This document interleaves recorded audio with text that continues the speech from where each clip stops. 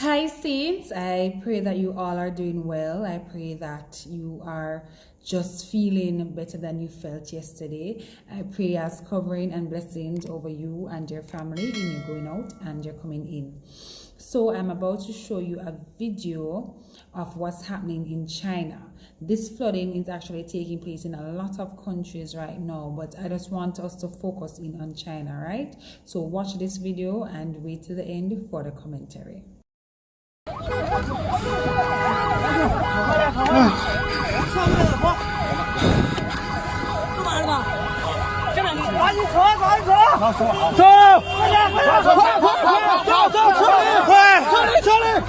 This is a county in Xinjiang City, Henan Province, the central part of China.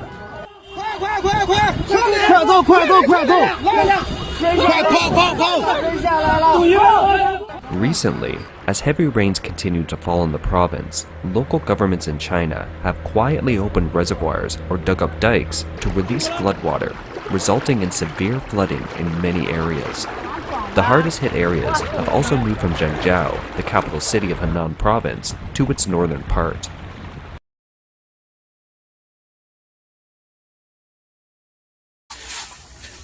The villagers from this village spent 2 days and nights raising the riverbank to prevent the flood. The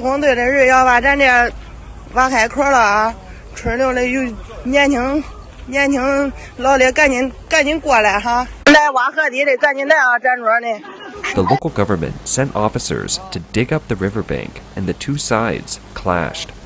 The villagers were sprayed with pepper spray and gave up. The result is that the entire village was engulfed in floodwater. Officials have blocked the news. In the past few days, this village has lost power and water and become an island, urgently needing rescue equipment such as drainage pumps. Many villagers have had to leave the village. At 2200 on the night of July 22, Weihe River in Henan Province, downstream from the city of Xinjiang, ruptured its banks. On the morning of July 23, another section of the Weihe River in Hebei City also breached its banks, and many villages were flooded. Rescue teams filled truckloads of rocks and even placed an entire large truck into the river, but could not stop the flooding. Many lakes in these areas appear to have backed up as well. The canal, located west of the Weihe River, has overflowed its banks, and many surrounding villages are in danger. Compared to big cities in China, these small towns and villages seem to have been forgotten by the local government. Local residents have been asking for help online, but no rescue workers are in sight for days. Villagers told overseas Chinese media that the local Chinese government opened the dams of the reservoirs to the downstream rivers, the Qihe and Weihe rivers, to release the floodwaters.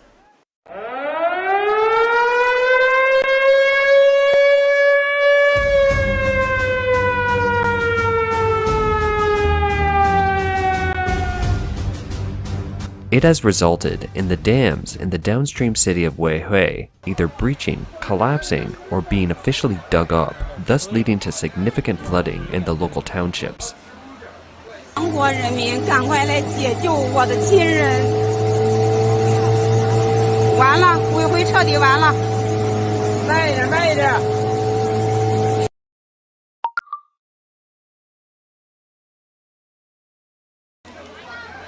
The villagers said, "The only hope for us is to have a little less water released from upstream and not so fast, and the downstream can discharge a little more water elsewhere so that our village may still be saved. If the upstream continues to release water and the water in our village is not allowed to drain to other places, then we are finished for sure."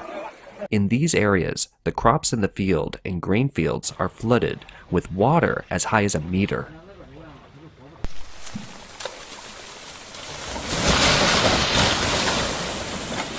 看看，这是这那会儿走到西范村西头这了，水嘎腰山头了，大得很。On the afternoon of July 23, on Weibo, the Chinese equivalent of Twitter, under the group name Henan Rainstorm Help, netizens posted a large number of texts, photos, and videos confirming that many flooded villages in Henan province are without water and electricity, and those villagers are unable to get a hold of any rescue teams, with one villager having a 10-day-old baby at home. The local government and the media in China rarely give any advance notice of reservoir or dam discharges. Why is that? Last year, a story circulated online where a local official in Anhui province said that the flooding of reservoirs could only be done secretly and no notice could be given. If there is notice, it will involve compensation for villages, livestock, seedlings, and enterprises downstream of the reservoir. However, if there is no notice, it will be considered a natural disaster, then no compensation is involved. Why do officials insist on opening the reservoir to release water when they know it will pose a great danger to the local people or downstream without issuing a safety warning in advance? China is now implementing a reservoir management system where once something happens to a reservoir, the reservoir manager must be responsible for it. Therefore, to the officials who manage the reservoir, the safety of the reservoir or dam is the first priority. Concerning what happened in Henan, Wang Weiliu, a renowned expert in environmental ecology who lives in Germany, said, Henan province is a traditional water-scarce province, and reservoir managers only focus on water storage, but not on water drainage. When the reservoir has more water, the management officials will release less if they think the dam is not critical, but they would release more if the dam is in critical condition. As for how many people are killed, these officials do not report it or underreport it. That is how it is now.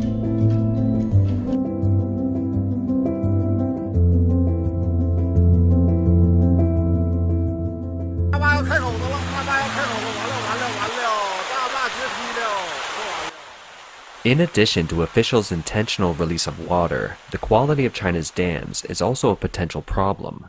In 2011, the Ministry of Water Resources released statistics showing that 3,514 reservoirs in China had collapsed since 1954, when China started to have records of dams.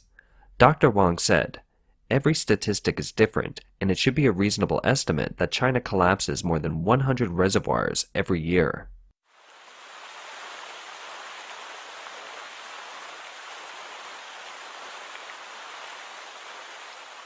At noon, on July 21, the piping effect occurred in many places in the dam of Communist Drain in Xinjiang Henan province. The piping effect is where fine sand of the dam foundation is carried out by water, resulting in holes and water gushing out, which can cause the dam to sink and collapse. 100 officers and soldiers of the local armed police carried more than 5,000 sandbags before blocking the two most dangerous places.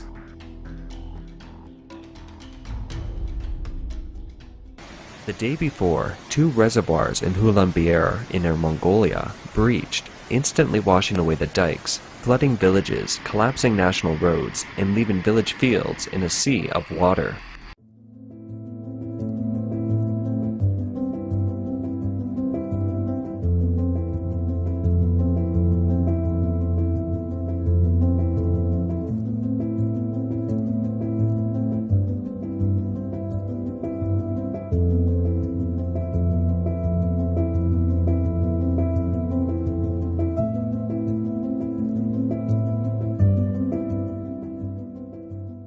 This was the third dam collapse within 48 hours from July 18.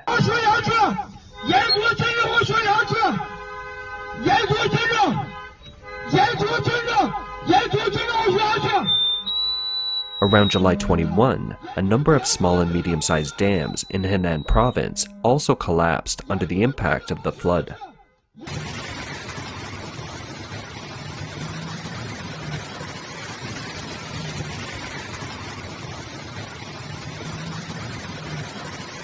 It is impossible to confirm how many of the nearly 10 million people in Henan province were affected by the heavy rains and how many were affected by the discharge of the reservoir. However, what is confirmed is that most people who have suffered the catastrophe have no knowledge of the reservoir's discharge. On July 23, China Central Television reported, a total of 65 large and medium-sized reservoirs in Henan province have exceeded the flood limit. Communist Drain, Weihe River, Wohe River, Yinghe River, and Honghe River are over the flood warning level.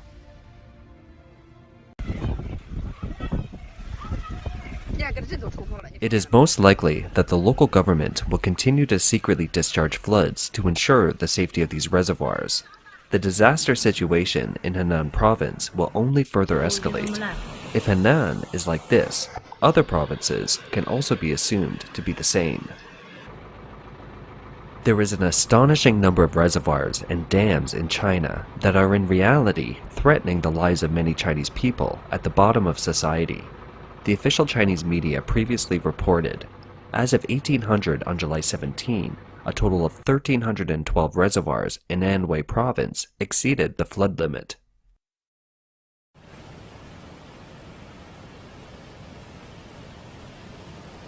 This is a city in Shanxi province, China, where the discharge of the reservoir triggered a rapid rise in the water level of the Luo River, causing severe flooding downstream and even mudslides in some areas. Many roads washed away, bridges and culverts damaged, countless houses destroyed, and extensive farmland was flooded, causing heavy damage. Luonan County ordered the emergency evacuation of 58,000 people. Some villagers said they didn't know when the flood was released. The village was washed away, and now everything is in short supply. Often, people see torrential rain and floods, but do not see what is behind the floods in China. It is a problem created by a particular political system, embedded in the continuing floods that are still approaching.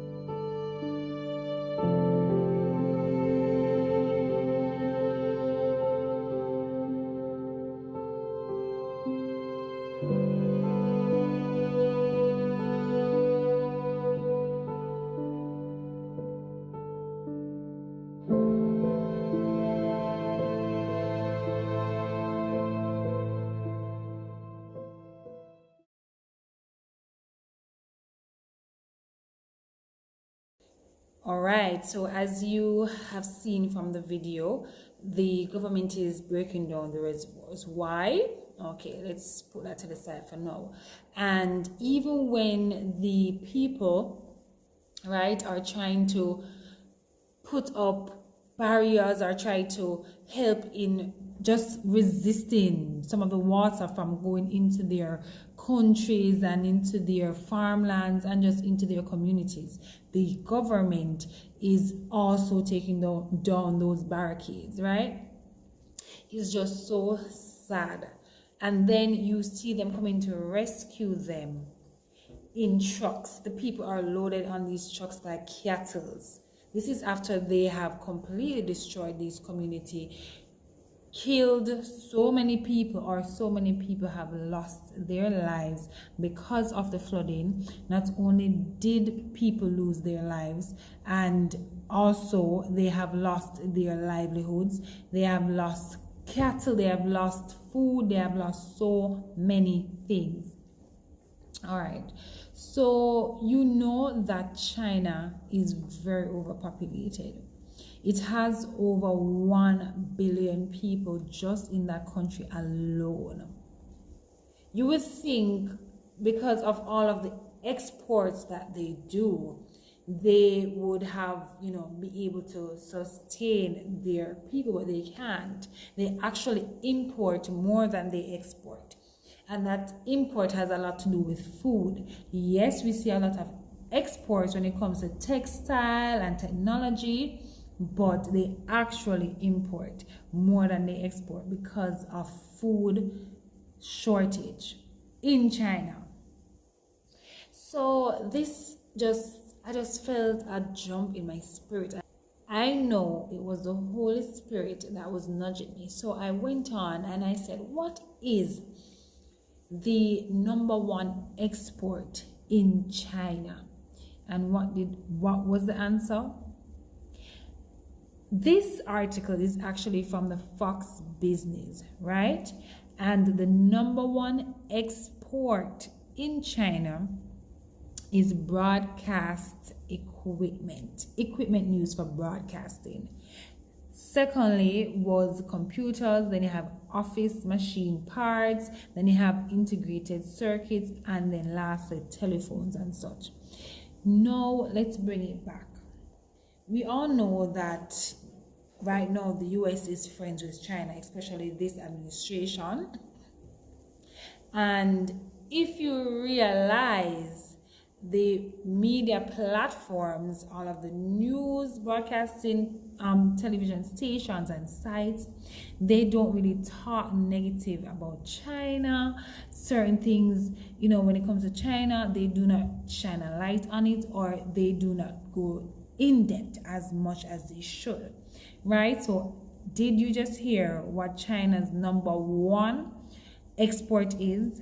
Broadcast equipment, which I know most of these media news places uses their equipment, because that's the #1 thing they do. They broadcast information, so they need broadcasting equipment, right? Let's just stick that there. Go back to China, right? And you would say, why is the government breaking down these reservoirs? What's happening? What's happening is because if you realize the communities that are largely affected are the communities out in the countries. Cities are affected as well, but especially the communities out in the countries that do a lot of the rice and just a lot of the food that is used in the country, and some which is exported, right? So when you get rid of, or allegedly, when you damage, or basically all of this food is gone and they already have a shortage there, what will you think happened? And then you say, why would the government cause this or do this? So many lives were lost. Did I just say China is overpopulated? They cannot feed their own people, right? So let's think about it. Why would the government do this? Is it because they're so overpopulated? And you all know, if you're here from day one, when you see me ask certain questions, you know it's rhetorical. And you know I have to put it in that way because of the Al Gore. And we're trying to avoid certain things. But really, when you think about it, is that why? And walking in the spirit is so important because there is a food shortage coming. So when you get rid of so much farmlands, then in the US, Billy Goat is buying so many farmlands, right? So you want to take away the control or the ability from the small man to farm food, sustainable food, to support his community, the community in a larger surrounding, right?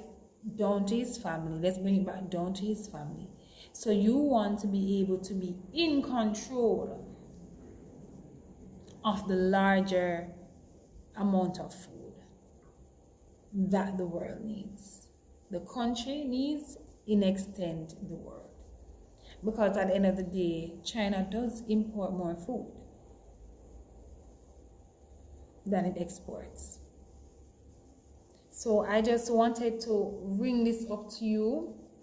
As I said, this article is actually from the Massachusetts Institute of Technology, right? And I just want you guys to go and look at the article. I'll try to link it down below. I will link it down below. But everything that you see is not just what you see. There's always something behind that. There's always a motive. Even with the other floodings in the other countries, I will do a video separate on all those countries combined, but I just wanted to single out China just to show you all something.